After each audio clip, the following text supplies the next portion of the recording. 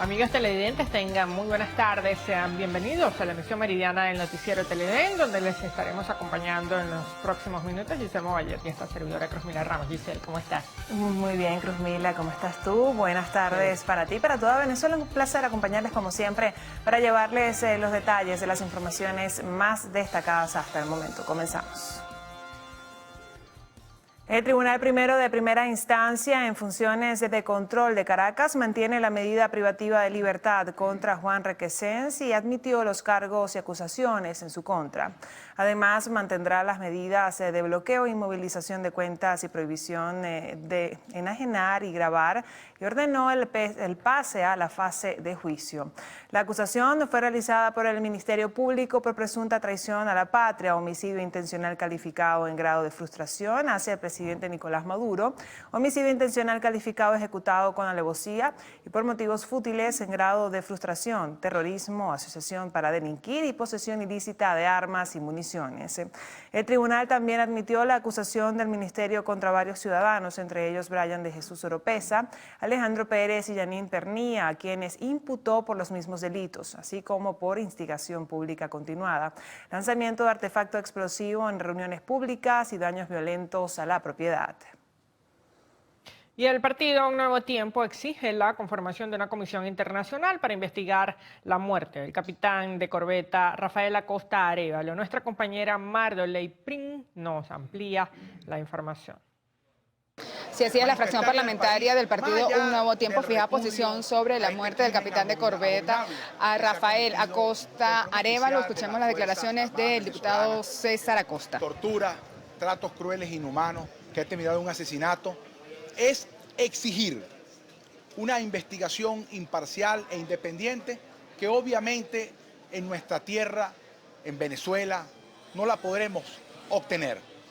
Por ello es que exigimos a la alta comisionada de los derechos humanos, Michelle Bachelet, quien recién estuvo en Venezuela y paradójicamente mientras se encontraba acá, eran objetos estos oficiales y funcionarios del cuerpo de seguridad de tratos crueles y inhumanos que han terminado en el asesinato del capitán de corbeta Rafael Acosta Arévalo. Que se pueda impulsar una investigación técnica, independiente, clara, precisa, que arroje resultados serios, que sea con una comisión internacional de quienes tengan para aportar en esta investigación, porque aquí en Venezuela... Bien, parte de las declaraciones de la fracción Un Nuevo Tiempo. Debemos recordar que esto también será el primer punto del debate parlamentario para el día de hoy. Con esta información regresamos el pase al estudio. Gracias, Mardoley. Y la industria láctea funciona al 20% de su capacidad. Las fallas en los servicios públicos son los principales problemas que afectan el sector, según el presidente de Cabilac, Roger Figueroa. Nuestro compañero Oscar Pineda nos trae los detalles. Buenas tardes, Oscar. Buenas tardes. Según el representante gremial, la caída en el sector es sostenida, en vista que actualmente solo se están produciendo 4 millones de litros de leche diarios, de los 12 millones que puede soportar la industria. Estamos realmente sobreviviendo, estamos alrededor del 20% de nuestra capacidad instalada. Estamos en algunas empresas, estamos ya dejando de recibir materias primas porque no podemos transformarlas. Tenemos los inventarios full de productos de materias primas y el inventario de productos terminados, su rotación se ha ralentizado, está saliendo muy poco a poco a la calle y eso obviamente se ve en la calle. Tienes productos, pero la gente no lo puede comprar. Bien, justamente el presidente de Cabilac ha dicho que la cadena de producción se ha visto bastante afectada, en vista que en el mercado ha mermado la venta de este tipo de productos en el país. Esta es la información que nosotros tenemos hasta los momentos y con esto damos el pase a los estudios. Adelante. Gracias, Oscar. Y la Organización de Países Exportadores de Petróleo acordó extender el ajuste voluntario de producción por 9 meses más, esto para contribuir con el equilibrio en el mercado mundial petrolero. Durante una reunión sostenida en Viena, Austria, los países miembros ratificaron su compromiso con una industria estable. Por su parte, el ministro de Petróleo de Venezuela, Manuel Quevedo, quien estuvo presente en calidad de presidente de la conferencia ministerial, aseguró que en los últimos 30 meses la OPEP ha tenido un éxito significativo en reducir los niveles de inventario, devolver el equilibrio relativo y ayudar a desarrollar una estabilidad más sostenible. Enfatizó que desde la última reunión en diciembre de 2018 se han observado mejoras en las condiciones del mercado durante el primer semestre del año. La próxima reunión de la conferencia será el 5 de diciembre de este año en la misma ciudad. Y los obispos de la Comisión Episcopal de Laicos y Ministerios de Venezuela alentaron a los fieles a reflexionar este jueves frente al Santísimo Sacramento del altar sobre la realidad actual del país. La comisión de la Conferencia Episcopal Venezolana hizo este llamado por medio de un comunicado por el aniversario número 120 de la consagración del país al Santísimo Sacramento del altar. Parte del texto indica y exhorta a ellos en general a reflexionar sobre las realidades del país delante del Santísimo Sacramento del altar e invitarles a volver a la oración y al ayuno conjuntamente con la adoración pública de la divina presencia de Jesucristo en la Eucaristía. Tras recordar que la Iglesia ha determinado el jueves como día eucarístico por excelencia, los obispos señalaron en que la Eucaristía es el sacramento más augusto debido a que en él se contiene, se ofrece y se recibe a Cristo. Y el gobierno de Chile estima que alrededor de 300.000 venezolanos podrían ingresar al país sudamericano entre este año y el próximo, lo que duplicaría la cifra de quienes ya han arribado. La información la dio a conocer el ministro de Interior, Andrés Chadwick, ante la Comisión de Derechos Humanos del Senado, donde también precisó que este fin de semana los venezolanos que están en las fronteras con Perú y Bolivia fueron trasladados para facilitarles el trámite de la visa de responsabilidad democrática, concediendo un total de 112, mientras que 822 se mantienen en espera. Asimismo, ratificó el compromiso del Ejecutivo para brindar apoyo humanitario a los migrantes. Sin embargo, sostuvo que su ingreso debe hacerse en forma ordenada y de acuerdo con la ley. Por su parte, diversos organismos internacionales como la OEA prevén que la salida de inmigrantes venezolanos aumentará a 7 millones para el año 2020. Y un nuevo eclipse solar ocurrirá este martes. Se espera que el fenómeno astronómico se extienda 4 minutos y 33 segundos en su punto máximo. Este fenómeno ocurre aproximadamente una vez cada 375 años, donde la luna se interpone entre el sol y la tierra, generándose una franja de oscuridad que recorrerá Sudamérica desde las 4:30 de la tarde aproximadamente. Hay varias circunstancias que hacen de este eclipse especial. Se cumplen 100 años del eclipse histórico de 1919, durante el cual se verificaron las predicciones de la teoría de la relatividad general de Albert Einstein, en especial cómo la gravedad deforma el espacio y el tiempo. También se trata de una nueva oportunidad para todos aquellos que se perdieron el llamado gran eclipse norteamericano el 21 de agosto de 2017.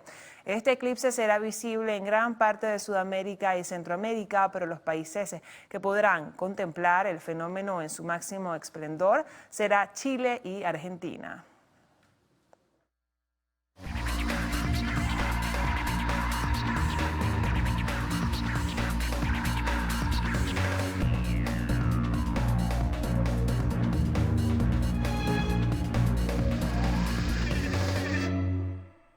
Bueno, y este martes se reanuda la acción de la Copa América con la semifinal entre Argentina y Brasil. La chocan en otra edición y la del verde Superclásico. amarela chocan en otra edición del Superclásico de las Américas, y en esta ocasión se disputan un cupo a la final del domingo en el mítico Estadio Maracaná. Brasil parte como el gran favorito para obtener la victoria debido a su condición de local y por lo exhibido en lo que va de torneo. Sin embargo, Argentina busca llegar a su tercera final consecutiva para conseguir su ansiado título internacional. Algunos datos interesantes de este partido es que este es el enfrentamiento más repetido en la historia de la Copa América con 32 ediciones, de las cuales Argentina ganó en 15 ocasiones y Brasil en 9. Otra estadística interesante es que la canariña nunca ha perdido en condición de local ante la albiceleste por partidos oficiales. Además acumula 5 partidos sin derrotas ante Argentina por Copa América, competición en la que eliminó las últimas 4 veces en que se enfrentaron. Este emocionante encuentro, que definirá al primer finalista del torneo, se disputará a partir de las 8:30 de la noche en el Estadio Mineirao de Belo Horizonte, recinto en el que Brasil recibió la derrota más humillante de su historia, pues recordemos, fue el 7-1 ante Alemania, a propósito en el Mundial de 2014, torneo en el que también fueron anfitriones. Y ahora hablaremos de la Copa América 2020 y es que la Conmebol anunció que Argentina acogerá el partido inaugural del torneo continental que organizará de forma conjunta con Colombia. Mediante un comunicado oficial, el ente rector del fútbol sudamericano indicó que la inauguración de la Copa América 2020 será el 12 de junio y se celebrará en Argentina, mientras que la final del certamen se disputará en Colombia. Señaló que las fechas del calendario y los partidos de competición serán anunciados más adelante. Recordemos que la próxima edición de la Copa América estrenará un nuevo formato de competencia que permitirá a cada selección disputar al menos 5 partidos en el país anfitrión más cercano geográficamente. El mismo estará dividido en 2 zonas, la norte integrada por Brasil, Colombia, Venezuela, Ecuador, Perú y uno de los países invitados, y la zona sur conformada por Chile, Uruguay, Argentina, Paraguay, Bolivia y el otro invitado.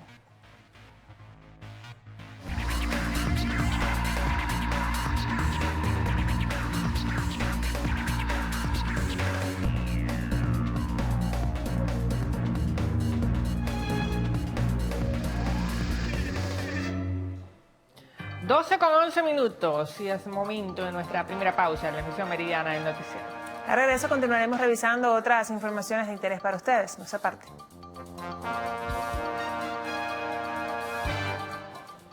Hoy se celebra el Día Mundial del OVNI, donde se realizan numerosas actividades dirigidas a todos aquellos que creen en los extraterrestres. Las actividades incluyen sesiones de películas, series de ciencia ficción, observación del cielo en busca de objetos extraños, entre otras. Se busca crear conciencia sobre la existencia indudable de los OVNIs y de los seres inteligentes del espacio exterior.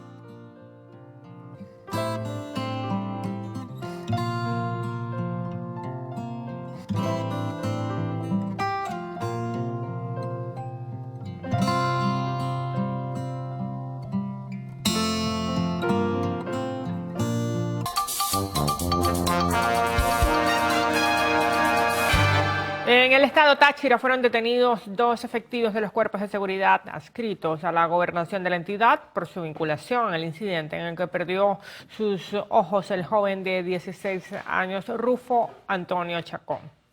Así lo dio a conocer el fiscal general de la República, Tarek William Saab, en su cuenta en Twitter.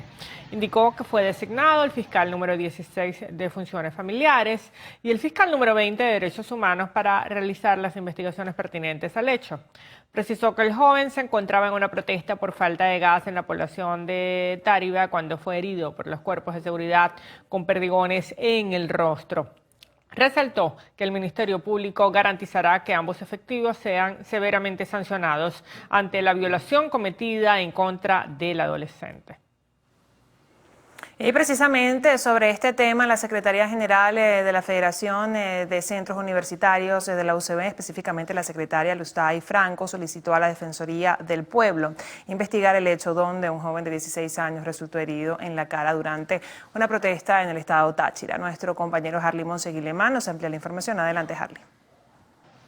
Hola, ¿qué tal? Muy buenas tardes. Esta petición fue realizada por los miembros de la Federación de Centros Universitarios a la Defensoría del Pueblo, que se encuentra ubicado en la Avenida México. La misma fue recibida, sin embargo, Lustay Franco rechazó que hasta los momentos la Defensoría del Pueblo, incluso reconocida por la alta comisionada de los derechos humanos para la ONU, Michelle Bachelet, no se haya pronunciado al respecto. El día de hoy traemos un documento que sabemos que va para las gavetas, pero en algún momento este país va a recobrar la democracia y en algún momento cuando se discuta a luz pública y en democracia el caso de Rufo Velandria, el joven de 16 años que fue atentado el día de ayer en Táchira, cuando se haga esa discusión, sepa el país y el mundo y quien esté reescribiendo la historia en ese momento que unos compañeros de la Universidad Central de Venezuela alzaron su voz y dejaron por escrito que se tenía que hacer una investigación exhaustiva. Mientras tanto, la Defensoría del Pueblo sí se pronunció, pero respecto a la muerte del capitán Acosta Arévalo. Y ellos justamente a través de un comunicado publicado este martes exhortan a los entes del sistema judicial a garantizar el debido proceso, el cual se debe aplicar en todas las actuaciones judiciales y administrativas a los fines de dar cumplimiento a la efectiva protección del Estado y respeto a los derechos humanos con el objetivo de lograr una justicia expedita sin dilataciones indebidas. Parte del comunicado publicado el día de hoy por la Defensoría del Pueblo, justamente haciendo referencia al fallecimiento del capitán Rafael Ramón Acosta Arévalo. Este es el aporte que nosotros hacemos para la emisión meridiana, sin duda alguna que más detalles a las 10 de la noche en la emisión estelar. Gracias, Harley. Varias zonas de la ciudad de Maracaibo, en el estado Zulia, llevan 18 horas sin electricidad debido a la explosión de la subestación Miranda. Nuestro compañero Lenín Danieri nos ofrece más detalles. Adelante, Lenín. Saludos amigos, estoy en la subestación Miranda, muy cerca del sector Socorro, acá en la ciudad de Maracaibo. Es la tercera vez que explota esta subestación en lo que va de año. De hecho, ya son varias de estas instalaciones que han sufrido el mismo percance. Hasta ahora no se desconocen los datos, las razones por las cuales esta situación se estaría generando. Sin embargo, todavía hay sectores de toda esta área, de lo que es el centro, el sur y el este de la ciudad de Maracaibo, que no tienen fluido eléctrico. Esto representa un problema adicional tomando en cuenta que varias de estas zonas no tenían electricidad, inclusive desde antes del siniestro, tomando en cuenta que acá en el occidente del país, en el estado Zulia específicamente, se aplica un racionamiento de 6x6. En pocas palabras, son 12 horas sin electricidad. Esta es la información que tenemos a esta hora desde Maracaibo. Y pacientes renales de la unidad de diálisis La Pastora de la ciudad de Barquisimeto, estado Lara, denunciaron algunas irregularidades con la aplicación de tratamientos debido al mal funcionamiento de algunos equipos. Nuestro corresponsal en la entidad, Ramón Vélez, nos amplía. ¿Qué tal? Buenas tardes. Son más de 120 enfermos renales quienes denuncian que en esta unidad de diálisis ubicada en el centro de la ciudad de Barquisimeto no cuentan con ascensor para poder aplicarse las diálisis. A esa realidad también le suman que no cuentan con plantas de oxígeno y además no hay aire acondicionado en el lugar. Vamos a escuchar parte de las declaraciones de los afectados.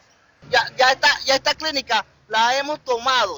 ¿Para qué? Para que se resuelvan los problemas. ¿Qué problema tenemos aquí? No tenemos aire acondicionado, no tenemos oxígeno, no tenemos doctores, no tenemos ascensor. Las enfermeras, pocas las que están ahí, son como 4. Luego de esta entrevista conversamos con la directiva de esta unidad de diálisis acá en la ciudad de Barquisimeto y ellos manifestaron que descartan un cierre técnico a pesar de las denuncias que tienen los afectados, que en este caso son los enfermos renales.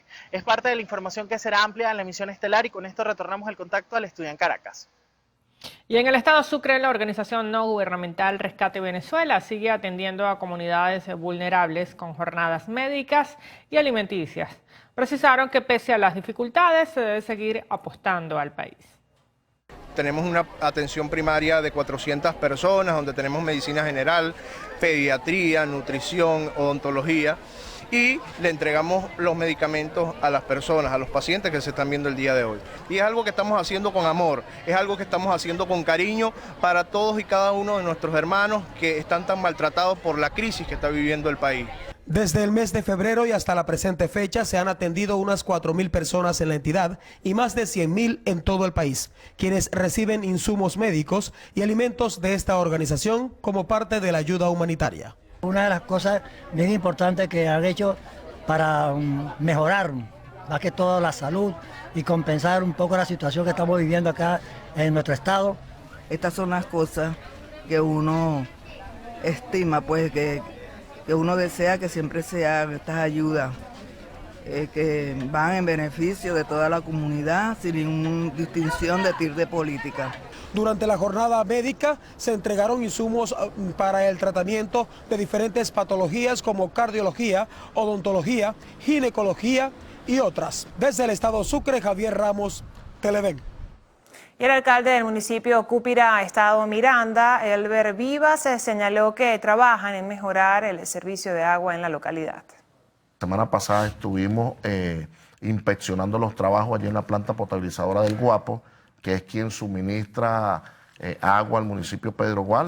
Allí hay que cambiar unos equipos, ya en 3-4 semanas aproximadamente tendremos los primeros resultados para ir resolviendo el tema del agua. En este momento nosotros estamos resolviendo una parte a través de las tuberías y otra parte con cisterna, con muchas complicaciones, pero se lo hemos venido explicando a nuestro pueblo. Mierdos de Bolívares.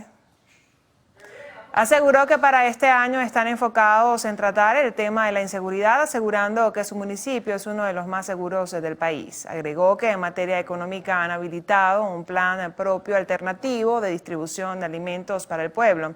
Crearon una empresa municipal que se encarga de la compra y la comercialización de alimentos a precio por debajo del mercado nacional.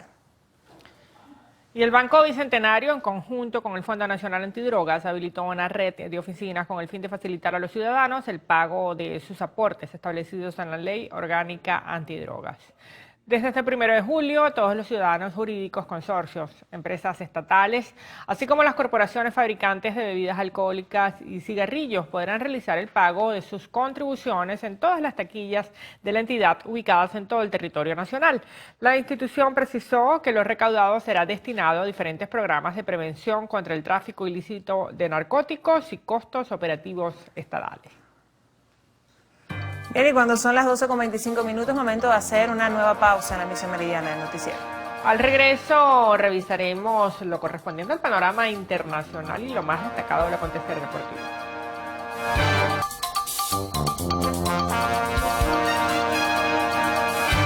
Bien, amigos, nos enlazamos con la señal del Estado. En este momento el canciller Jorge Arriaza ofrece sus declaraciones en el ámbito, pues refiriéndose precisamente a esa gira que realizó por Europa. Escuchemos. Amigable, muy clara de cómo tenemos que profundizar nuestras relaciones. Hay algunas imágenes, ahí estamos con el señor Q, donde tenemos que profundizar nuestra relación aún más con la FAO, mucho más ante el asedio del bloqueo.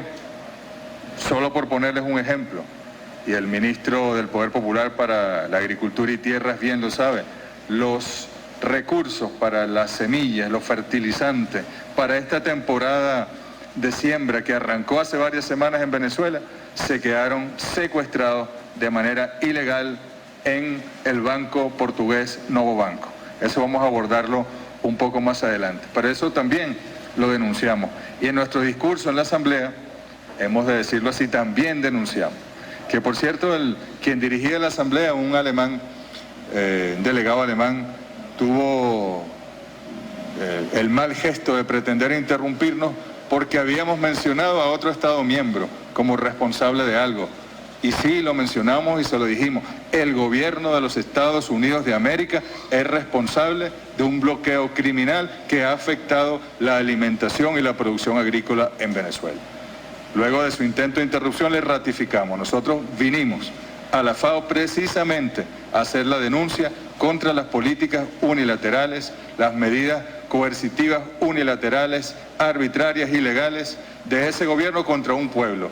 Y si no es en Naciones Unidas, ¿dónde es entonces? De hecho, allí aprovechamos para solicitarle a Naciones Unidas en su conjunto, al secretario general Antonio Guterres, a la Asamblea General y su presidenta, pero también incluso al Consejo de Seguridad y todas las agencias y órganos de Naciones Unidas, que es necesario alzar la voz para defender a los pueblos que son agredidos en una forma de agresión que puede ser el preámbulo de una guerra o puede ser parte propia de una guerra, que son estas mal llamadas sanciones que afectan la vida, la tranquilidad, la salud de los pueblos que son agredidos. Nos reunimos también con el Programa Mundial de Alimentos, otra agencia de Naciones Unidas allí en Italia, donde tuvimos la oportunidad de conversar también muy cordial. Su director, el señor David Beasley.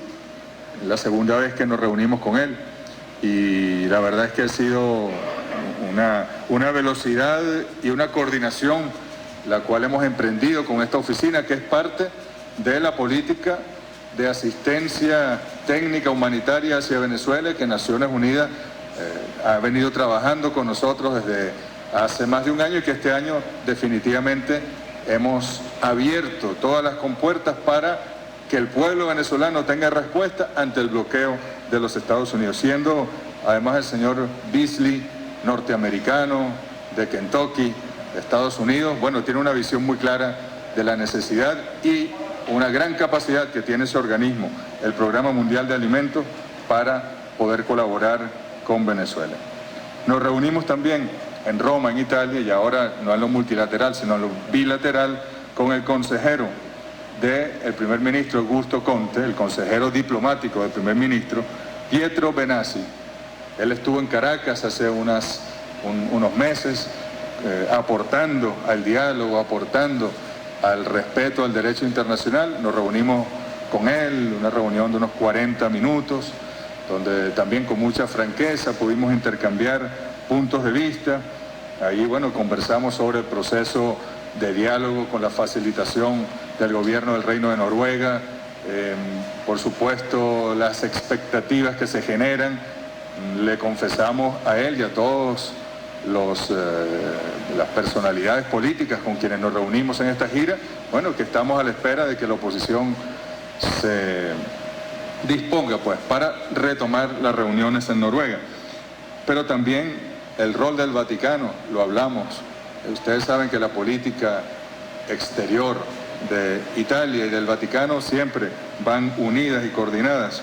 La comunidad italiana en Venezuela, cómo debemos protegerla. De hecho, hay algunas políticas direccionadas a través de la Embajada de Italia en Venezuela para trabajar directamente con la comunidad italiana, y le agradecimos el gesto del gobierno italiano, que está corriendo con los gastos de los tratamientos principales de los pacientes, niños, jóvenes y adultos que fueron sujetos de trasplante de médula ósea y que están en su tratamiento en distintos centros de salud de Italia, y el gobierno italiano ha tenido a bien cubrir esos gastos. Sin embargo, nos correspondía y nos corresponde a nosotros, pero el bloqueo en el sistema financiero, esa factura con la Asociación Italiana de Trasplante de Médula Ósea, bueno, se hacía mediante Citgo. Confiscaron Citgo, el gobierno de los Estados Unidos, de manera ilegal. Luego tratamos de hacerla vía PDVSA y ese dinero llegó hasta el banco en Portugal y fue devuelto. Y luego tratamos de hacerlo vía otro banco venezolano del Estado y ya no solo el dinero, no es que fue devuelto, es que lo secuestraron con los otros 1.500 millones de euros que están secuestrados en el Banco Novo Banco en Portugal. Es decir, le quitaron a esos pacientes su derecho a la salud y a la vida. Estamos coordinando cómo mantener también la presencia de los acompañantes y los tratamientos secundarios. Saben ustedes que un trasplante siempre puede tener complicaciones, puede generarse una nueva cirugía o incluso puedes necesitar medicamentos contra el rechazo, etc. Bueno, estos medicamentos secundarios estamos coordinando con el gobierno italiano para poder cubrirlos.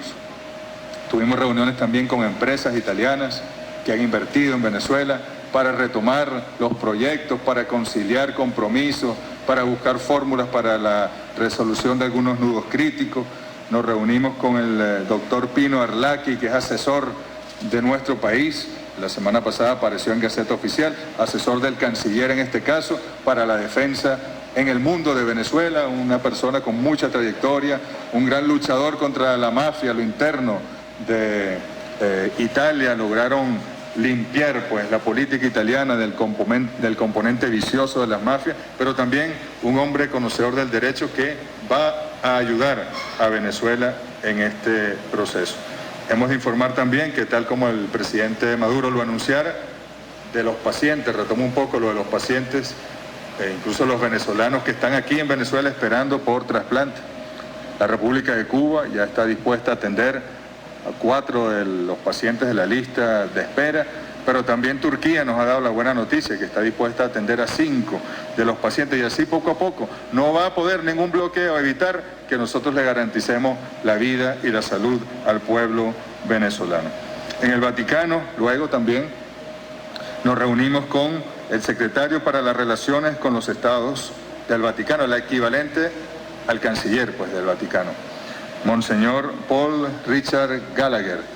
Una reunión también muy cordial, muy franca, donde el Vaticano expresó su apoyo a las conversaciones del método Oslo y bueno, allí dispuestos también a ayudar. Le ratificamos la invitación del presidente Maduro a su santidad del Papa Francisco para que se incorpore el Vaticano a cualquier iniciativa de facilitación de diálogo entre las partes en Venezuela, porque nuestro camino es el diálogo, es la paz y nada lo va a perturbar. Y han visto ustedes cómo el presidente Maduro se ha mantenido firme por la vía del diálogo y en este caso por la vía del diálogo con el mecanismo de Oslo, a pesar de los golpes de Estado, a pesar de las agresiones, a pesar de la agresión internacional de los Estados Unidos, a pesar de todas estas tentativas descubiertas de conspiraciones, de asesinatos con francotiradores contra dirigentes políticos de Venezuela, golpes de Estado en proceso. Mientras hablamos nosotros, el presidente Maduro se ha mantenido firme en su intención de seguir procurando el diálogo. Negociaciones de buena fe, nos decía el secretario para las relaciones con los estados del Vaticano, Gallagher, por supuesto que así será. Estuvimos en España con el ministro de Exteriores de España, Josep Borrell, con quien allí en el Palacio de Santa Cruz pudimos compartir con él y su equipo una larga reunión, un poco más de una hora, con mucha franqueza y mucha sinceridad. No es propicio dar detalles de la reunión, pero sí decirles que España apoya el diálogo de Oslo decididamente y que lo hará en la Unión Europea, el Consejo de Europa, entre los ministros o los presidentes, dependiendo del nivel que se convoque. Ahí estará España apoyando el diálogo. Hablamos del Grupo Internacional de Contacto, que fue una iniciativa de la Unión Europea y algunos países de América Latina, y cómo también el Grupo Internacional de Contacto prefiere en este momento cederle el espacio a la negociación con el equipo de Noruega como mediador para no dispersar y no interrumpir este proceso. La alta representante para la política exterior de Europa, Federica Mogherini, nombró, como ustedes saben, a un hombre de mucha trayectoria, uruguayo, español, el doctor Enrique Iglesias, como su representante para estos temas de Venezuela, del diálogo, y esperamos recibir la visita de Enrique Iglesias la semana entrante en Venezuela para que se reúna con nosotros, con quien desee reunirse con el presidente Maduro y pueda también aportar desde la posición, desde el lugar que debe asumir Europa, que es el de la facilitación del diálogo. Siempre se lo decimos a los europeos cuando viajamos para allá. Nunca nosotros creímos que Europa pudiese ponerse en algunos temas tan delicados como la paz de Venezuela a la cola o a la retaguardia de los Estados Unidos y seguir esa política, como dicen en España, el seguidismo de esas políticas de sanciones, de medidas restrictivas, de pronunciarse en momentos inoportunos para dañar el diálogo, como ha ocurrido en el pasado. Pero estamos viendo hacia adelante y creemos que esta reunión con el ministro Borrell, como también con el ministro de Portugal, que vamos a ver más adelante, son señales claras.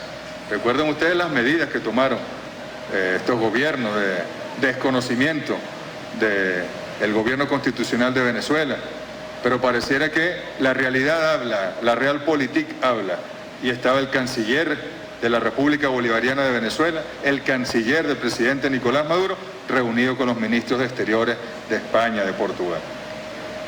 Austria, estuvimos allí específicamente para un seminario muy importante. Hemos de decir que fue una iniciativa de los gobiernos de la República de Cuba, de la República Islámica de Irán, de la República Bolivariana de Venezuela, en un hermoso lugar donde, por cierto, se negoció el tratado nuclear que hoy está violentando los Estados Unidos en su obsesión por desmeritar y por atacar el multilateralismo, y se retiró de este tratado. Pero recordamos mucho, incluso un viceministro de Irán que estaba en Viena precisamente para las reuniones de este grupo de países que son parte del tratado nuclear de Irán. Bueno, él intervino allí y recordó que en esa sala se habían hecho esas discusiones.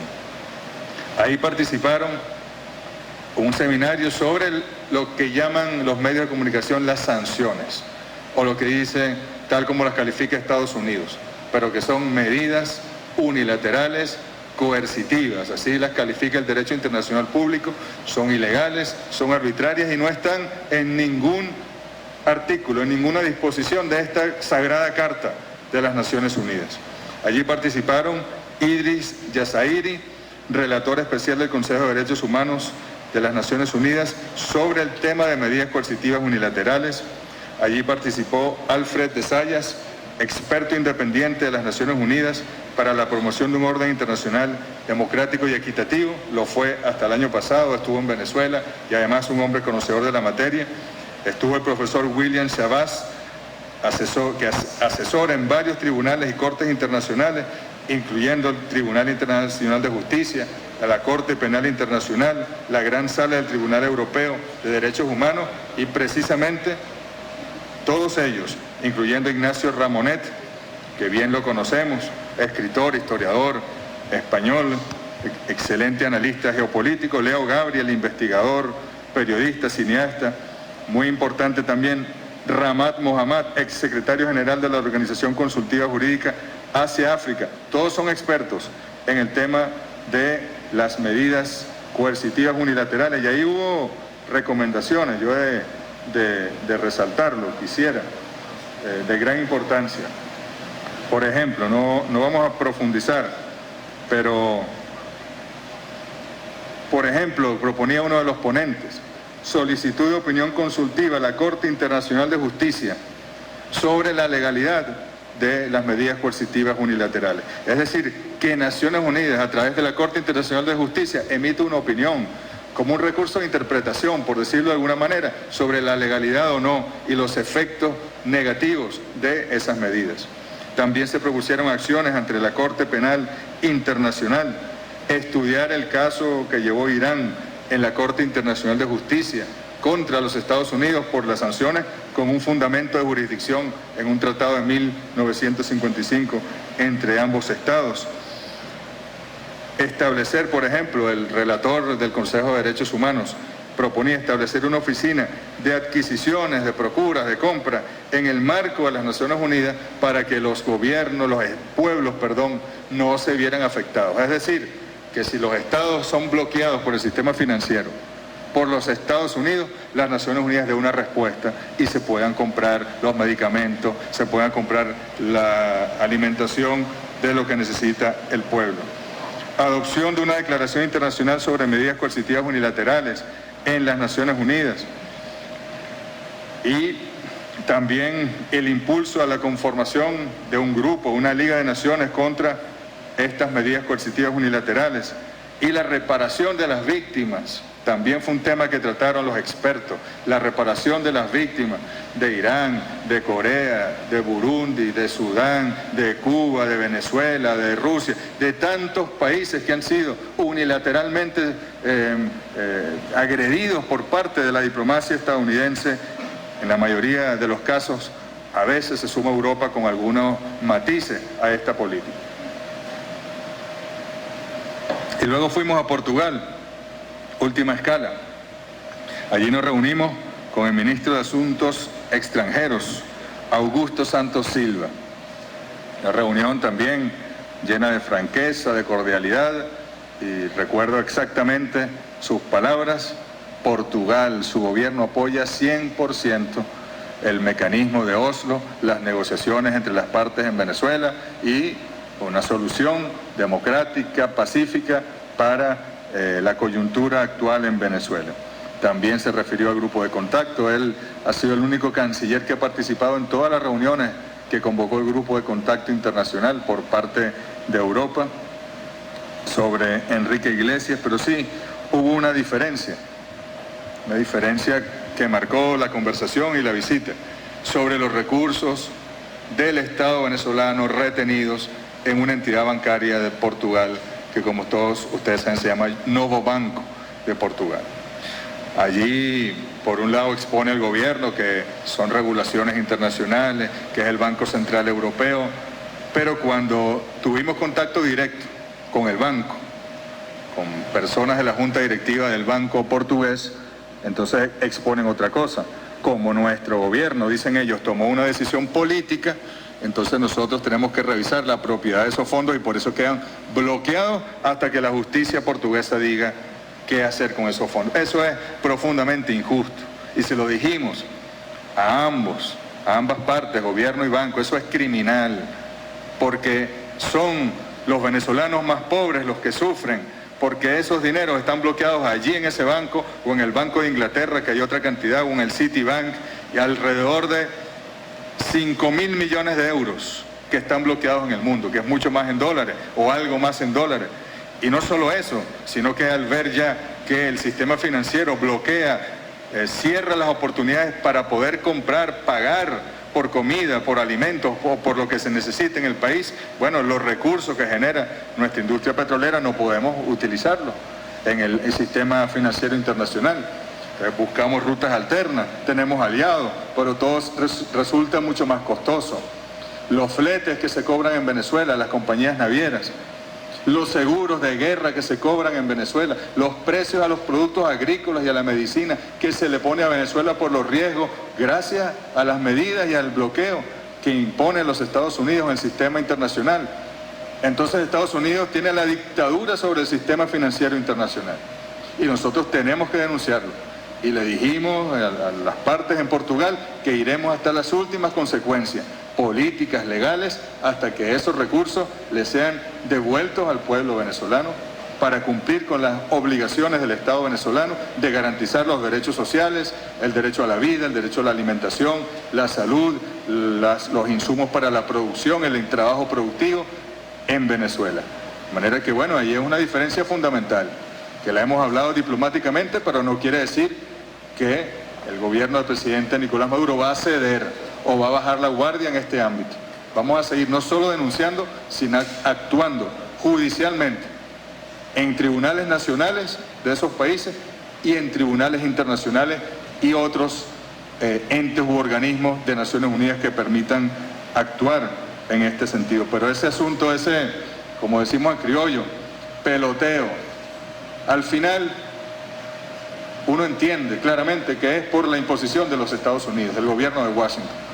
Que uno diga que es el gobierno, que el otro diga que es el banco, uno entiende que son decisiones mayores, que escapan a sus capacidades y a su...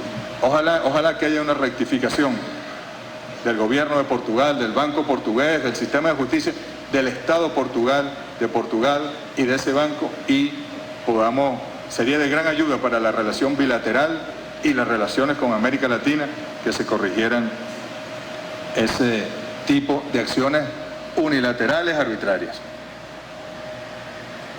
Quisiéramos también hablar de la normalización, el proceso de normalización con Alemania, con la República Federal de Alemania. Como ustedes saben, en mayo del año pasado, de este año, en marzo, el presidente Nicolás Maduro tomó una decisión que no es fácil, pero que correspondía, que era declarar. Iniciamos nuestro recorrido internacional en España, donde la Policía Nacional detuvo a 12 integrantes de la banda denominada Latin King. A través de un comunicado, la policía precisó que detuvieron a 3 personas en Madrid, 5 en Burgos, 1 en Aranda de Duero y 3 en Valladolid. Las edades de los detenidos están comprendidas entre los 20 y 34 años. Asimismo, se han practicado 13 registros en los que se incautaron diversos símbolos, collares, banderas y armas, como machetes, pistolas y bates de béisbol. Y en Chile, el 73.8% de los profesores rechazaron la propuesta del Ejecutivo Nacional y continuaron con el paro indefinido que mantienen desde el pasado 3 de junio. El presidente del Colegio de Profesores, Mario Aguilar, aseguró que la respuesta emitida por el Ministerio de Educación no cubría las demandas del gremio debido a que faltaban temas sensibles por solucionar, como las mejoras salariales. Precisó que esta semana realizarán nuevas manifestaciones e hizo un llamado a los educadores a que se sumen. Y en Estados Unidos, el presidente Donald Trump anunció que este 4 de julio iniciarán las redadas masivas contra inmigrantes ilegales. Aseguró que las personas serán detenidas y trasladadas de vuelta a sus países. Trump afirmó que cuentan con un sistema efectivo que utilizarán para cumplir con esta función. Recordemos que a mediados de junio, el mandatario norteamericano advirtió que el Servicio de Inmigración y Aduanas iniciaría un proceso para deportar a millones de indocumentados. Y en Nigeria, al menos 50 personas fallecieron y 70 resultaron heridas producto de la explosión de un camión cisterna que se volcó cuando trasladaba combustible, afectando a muchas personas que extraían combustible del camión. Testigos de la zona aseguraron que el vehículo se volcó debido a que el conductor intentó evitar el hoyo en una carretera.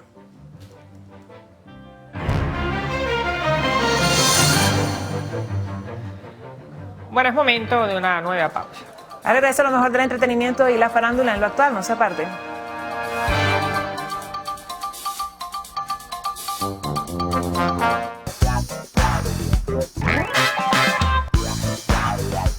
Muy buenas tardes, Venezuela. Comenzamos nuestra sección de arte y espectáculos en lo actual. De inmediato recordándoles que tienen a disposición nuestras redes sociales, @loactual en Twitter, @loactualpisotv en Instagram y personalmente @chinciafd en todas mis redes sociales. Y por supuesto, nosotros tenemos el placer de recibir a un joven promesa del talento venezolano. Él es Pedro Alonso y ya está con nosotros acá en el estudio para contarnos todos los detalles de su más reciente tema titulado No me atrevo. Bienvenido a Lo Actual, Pedro. Muchísimas gracias. ¿Cómo estás, Cincia? Bueno, súper contentos de tenerte acá. A ver, además que es un sencillo que mezcla lo latino con el urbano. Cuéntanos un poco sobre la fusión de esta canción y además de qué trata también tu tema. Mira, coqueteando un poco con otros géneros, ya sigo igualito insistiendo por mi salsa, pero se me dio la oportunidad de hacer esta canción.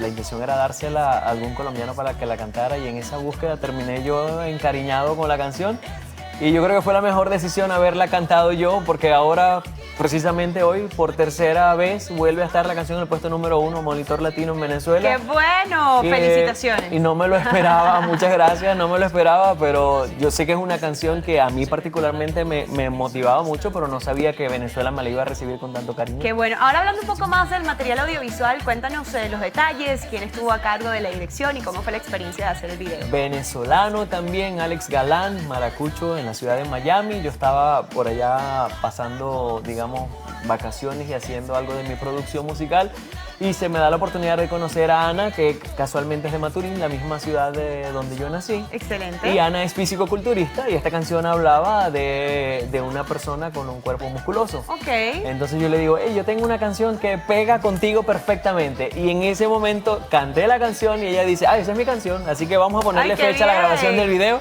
Y de una empezamos a hacer la programación de la grabación del video y me terminé quedando yo con la canción. Ven acá, ¿por qué esa canción era de ella? ¿De qué trata? Más allá de que hay una persona musculosa. No, trata de, a ver, como te gusta una persona y no sabes cuál es el momento oportuno para decirle que te gusta, porque es una persona muy musculosa que te intimida, por así decirlo, ¿no?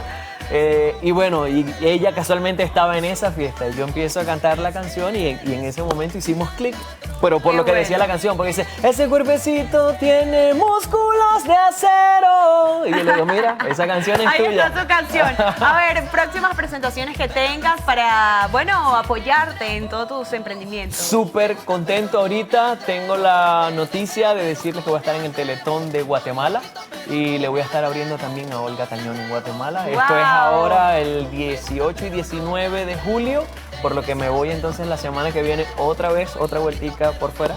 Y regresas. Claro, Con el claro, favor claro. de Dios. Siempre regreso, siempre mi bueno. Venezuela querida regreso. Qué contentos. Pedro, por favor, déjanos todas tus redes sociales para seguir tu trabajo y ahí estar atentos a lo que se venga en tu carrera. Seguro que sí. www.pedroalonsomusic.com y todas las redes sociales @PedroAlonsoMusic. Y si les gusta No Me Atrevo, bueno, atrévanse, dedíquensela a quien no le pueden decir en persona lo que sienten por ella. Ya la canción los deja todo por sobreentendido. Oye, de verdad que ha sido un gusto que nos acompañes la tarde de hoy, aunque sea por un ratico breve. Amigos, No, en excelente súper. compañía, pues nosotros nos tenemos que despedir. Saludos a todos. Vale, Venezuela. seguro que sí. No, gracias a ustedes.